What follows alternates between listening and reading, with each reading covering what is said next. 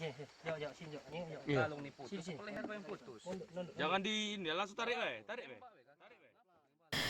Seorang bandar narkoba lintas kabupaten yang berhasil diamankan oleh anggota Satres Narkoba Polres Pagar Alam. Pelaku yang terkenal licin hampir saja memperdayai petugas dengan menyembunyikan narkoba jenis sabu dan ekstasi di dalam bodi sepeda motor miliknya.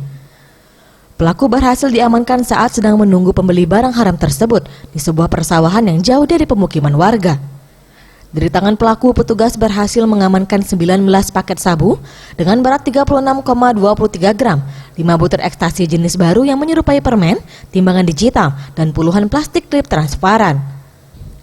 Kapolres Pagar Alam AKBP Tri Saksono Puspo Aji menghimbau kepada seluruh masyarakat agar lebih waspada terhadap produk-produk narkoba jenis baru seperti ini, karena sangat rentan dan mudah disamarkan dengan plastik atau bungkus permen.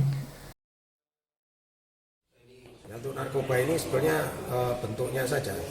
Biasanya ini itu bentuknya seperti pil ya, tapi berupa lempengan-lempengan. Dan ini rentan sekali bila dijual atau dilakukan kemasan menggunakan kemasan-kemasan plastik atau permen.